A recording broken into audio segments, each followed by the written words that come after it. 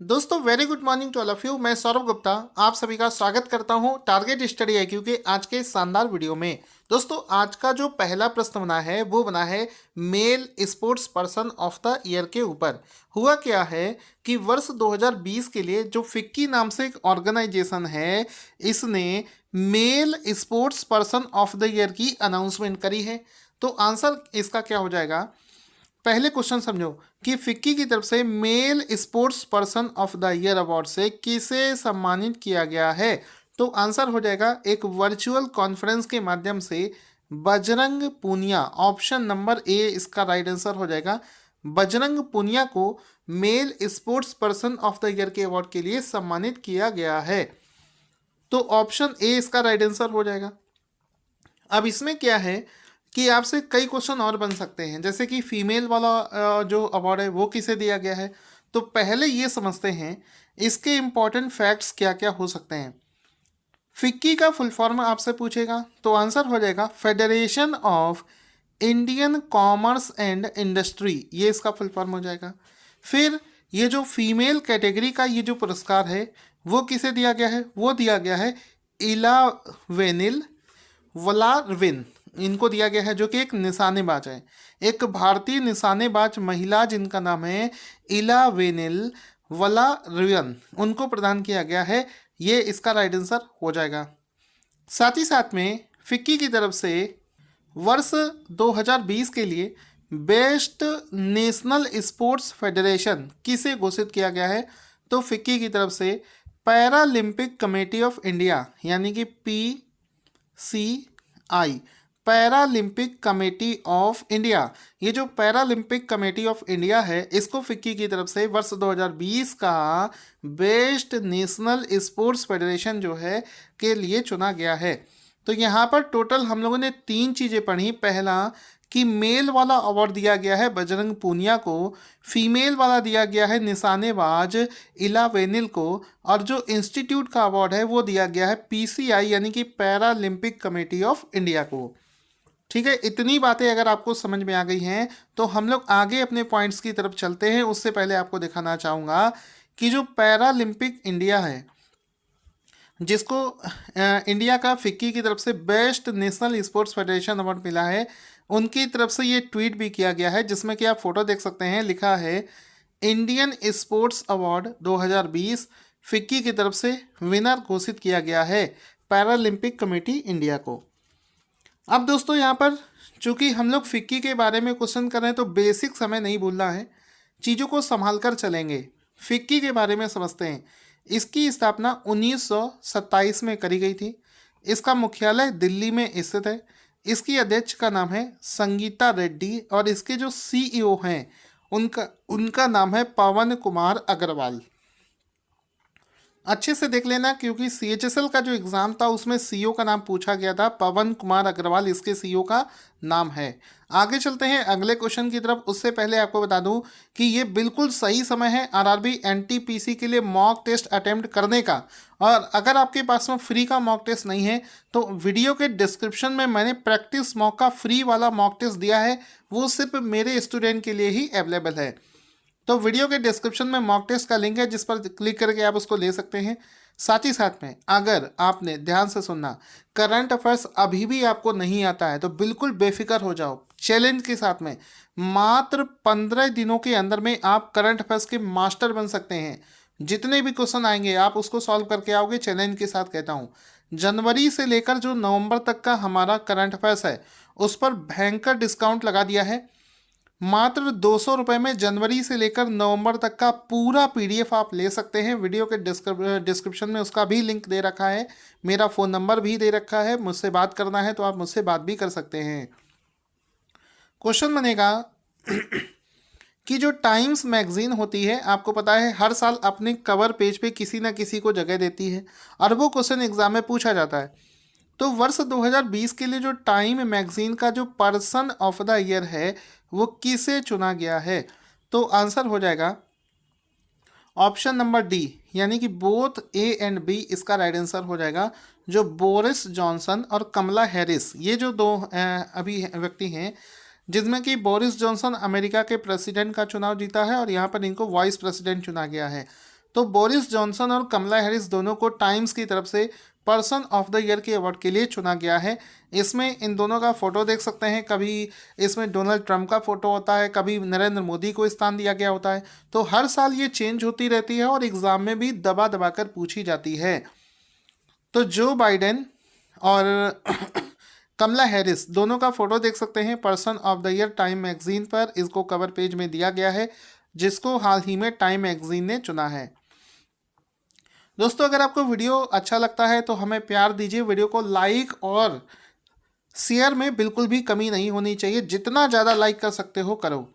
Question है कि दुनिया की पहली उपग्रह आधारित संकीर्ण band internet of things, English में समझोगे तो ज़्यादा समझ में आएगा, कि दुनिया की पहली narrow band internet of things service जो है किस कंपनी के द्वारा शुरू करी गई है। तो आपको ये जानकर प्राउड होगा कि भारत की जो BSNL कंपनी है, BSNL भारत संचार निगम लिमिटेड, उसने ही हाल ही में narrow band internet of things की शुरुआत करी है। हिंदी में भी इसका नाम लिखा है, आप पढ़ सकते हैं। तो इसकी शुरुआत हाल ही में BSNL ने करी है। और BSNL ने कौन सी कंपनी के साथ में मिलकर इस सेवा को शुरू किया है? तो BSNL ने स्काइलोटेक इंडिया, स्काइलोटेक कंपनी के साथ में मिलकर इस सर्विस को हाल ही में शुरू किया है। अब ये जो BSNL है, आप देख सकते हो लिखा है BSNL starts satellite based internet of things device service. तो यहाँ पर आप देख सकते हैं फोटो देखकर समझ में अच्छे से आता है। अब एक चीज़ आपको बताना चाहूँगा, ये सर इंटरनेट ऑफ थिंग्स क्या होता है? देखो ये बहुत ही एडवांस टेक्नोलॉजी है। इसमें क्या होता है कि हमारे देखो इंटरनेट ऑफ थिंग्स, थिंग्स मतलब होती हैं फिजिकल वस्तुएं, चीज़ें। क्या क्या क्या क्या चीज़ हो सकती है? इस टेक्नोलॉजी में क्या होता है कि हमारे घर और हमारे आसपास में जितने भी फिजिकल डिवाइसेस होती हैं उसको इंटरनेट से जोड़ दिया जाता है। जैसे कि हमारे घर का टीवी हो गया, फ्रिज हो गया, कूलर हो गया, वॉशिंग मशीन हो गई, इन सभी चीज़ों को इंटरनेट से एक सेंसर के माध्यम से जोड़ दिया जाएगा, सो दैट वो दुनिया भर की और भी अपने जैसी डिवाइसेस के साथ में कनेक्ट हो सकें और उनमें आने वाली जो खराबी है या कोई खामी है उसको कंपेयर करके ठीक किया जा सके। तो इंटरनेट से लगभग सभी चीज़ों को जोड़ने के लिए ये जो सर्विस है, इसको हाल ही में BSNL ने लॉन्च किया है। आगे चलते हैं। BSNL का जो हेडक्वार्टर है ये है दिल्ली में और इसके चेयरमैन इस समय बने हैं प्रवीण कुमार पुरवार, इसको भी आप लोग याद रखेंगे। इसके बाद में दोस्तों शानदार क्वेश्चन बनता है कि दिसंबर में किस बैंक ने आत्मनिर्भर महिला स्वर्ण योजना शुरू करी है? तो आत्मनिर्भर महिला स्वर्ण योजना, विमेन गोल्ड स्कीम की शुरुआत कौन सी बैंक ने करी है? तो इसकी शुरुआत करी है bank of Baroda. Option number A इसका राइट आंसर हो जाएगा कि हाल ही में बैंक ऑफ बड़ौदा, BOB, हाल ही में बैंक ऑफ बड़ौदा यानी कि बैंक ऑफ बड़ौदा BOB ने हाल ही में आत्मनिर्भर विमेन गोल्ड स्कीम की शुरुआत करी है। इसमें बैंक ऑफ बड़ौदा क्या करेगी? इसमें बैंक ऑफ बड़ौदा बहुत ही सस्ते दामों पर आत्मनिर्भर महिलाओं को ऋण प्रोवाइड करवाएगी। इसमें क्या होगा कि जो महिलाएं हैं उसको 0.50% की दर पर इनको लोन दिया जाएगा और जो महिलाएं एग्रीकल्चर के सेक्टर में काम कर रही हैं उनको तो मात्र 0.25% रियायत रेट पर लोन जो है दिया जाएगा महिलाओं को आत्मनिर्भर बनाने के लिए। बैंक ऑफ बड़ौदा के बारे में अगर समझें तो इसका मुख्यालय कहाँ पर है? बड़ोदरा, गुजरात में। चेयरमैन का नाम है हसमुख अधिया और MD का नाम है संजीव चड्डा, ये आपको याद रखना है। इसके बाद में क्वेश्चन बनेगा कि विश्व आर्थिक मंच 2021 वर्ल्ड इकोनॉमिक फोरम कहाँ आयोजित किया जाएगा? तो इसका राइट आंसर हो जाएगा 2021 में जो वर्ल्ड इकोनॉमिक फोरम की जो मीटिंग है उसको सिंगापुर में आयोजित किया जाएगा। आपको बताना चाहूँगा इससे पहले ये जो मीटिंग है इसको स्विट्जरलैंड में आयोजित किया जाना था, लेकिन जिसको चेंज करके इसका वेन्यू जो है सिंगापुर शिफ्ट कर दिया गया है। अब इसका एक फ़ोटो देख लीजिए, इसमें देखो लिखा है वर्ल्ड इकोनॉमिक फोरम की जो मीटिंग है 2021 वाली यानी कि अगले साल वाली, इसको सिंगापुर में किया जाएगा। पहले इस मीटिंग को 13 से 16 मई 2021 को स्विट्जरलैंड में किया जाना था। कुछ कारणों की वजह से अब इसको स्विट्जरलैंड से चेंज करके सिंगापुर में कर दिया गया है। दोस्तों भी इंडिया में एक बड़ी प्रॉब्लम आ रही थी। हम लोग कहते हैं कि सर खेल को प्रोत्साहन नहीं मिलता है। वो इस वजह से था कि जो लोग खेल से रिटायर हो चुके हैं वो लोग बेरोजगार हो जाते हैं, और ऐसे केस में अगर उनको रोजगार दे दिया जाए तो खेल को एक करियर के रूप में लोग ले सकते हैं। तो अभी खेल मंत्री ने किरेन रिजिजू ने संन्यास ले चुके जो खिलाड़ी होते हैं उनको रोजगार मुहैया कराने के लिए दिसंबर में कितने खेलो इंडिया केंद्र स्थापित करने की घोषणा करी है। तो पूरे इंडिया में 1000 खेलो इंडिया केंद्र स्थापित किए जाएंगे। इससे क्या होगा कि युवाओं को ये उत्साहित करेगा खेल के प्रति रुचि रखने का, क्योंकि रिटायर होने के बाद में कोई करियर नहीं हो रहा था जिन खिलाड़ियों के पास में, उनको एक बार फिर से मौका दिया जाएगा। और देश के अंदर में जो 1000 खेलो इंडिया केंद्र स्थापित किए जा रहे हैं वहाँ पर उन सभी को रोजगार के अवसर उपलब्ध करवाए जाएंगे। तो ये हाल ही में खेल मंत्री किरेन रिजिजू ने अनाउंस किया है, जो कि आपको यहाँ पर देख सकते हैं। ये जो खेलो इंडिया प्रोग्राम है इसको वर्ष 2018 में लॉन्च किया गया था और बहुत तेज़ी से ये इस समय काम कर रहा है। दोस्तों नासा मून को लेकर एक मिशन करेगा, आप सभी को पता होगा।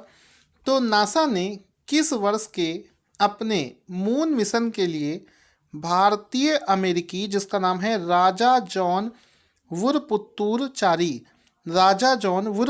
चारी को चुना है। तो 2024 का ये मून मिशन है। ऑप्शन नंबर सी इसका राइट आंसर हो जाएगा। तो नासा ने अपने 2024 के जो मून मिशन है उसके लिए राजा जॉन वुरपुत्तूर चारी को चुना है। ऑप्शन नंबर सी इसका राइट आंसर हो जाएगा। इनका एक फोटो भी देख सकते हैं। ये एक इंडो अमेरिकन एस्ट्रोनॉट है, साइंटिस्ट भी हैं। तो उनको इस मिशन के लिए चुना गया है। तो ऑप्शन नंबर सी इसका राइट आंसर हो जाएगा। आगे चलते हैं। क्वेश्चन बनेगा कि दिसंबर 2020 में किस महिला टेनिस खिलाड़ी को WTA player of the year से सम्मानित किया गया है। तो आंसर हो जाएगा सोफिया केनिन। वैसे तो ये नंबर 1 पर नहीं रही थी पूरे साल में, चौथा इनका रैंक था। इसके बावजूद भी बहुत ही अच्छी परफॉर्मेंस होने की वजह से WTA player of the year, पूरे साल का जो प्लेयर ऑफ द ईयर है वो सोफिया केनिन को चुना गया है। इसमें आप इनका फोटो देख सकते हैं अवार्ड के साथ में। WTA tour 2020 player of the year Sofia Kenin, United state, इनको हाल ही में WTA player of the year के रूप में चुना गया है। Option number D will be the right answer. दोस्तों एक रिपोर्ट हाल ही में जारी करी गई है जिसका नाम है इमिशंस गैप रिपोर्ट 2020। किसके द्वारा प्रकाशित की जाती है? तो आंसर हो जाएगा UNEP, United Nations Environment Programme. तो संयुक्त राष्ट्र पर्यावरण कार्यक्रम के द्वारा एमिशन गैप रिपोर्ट 2020 जो है पब्लिश करी जाती है।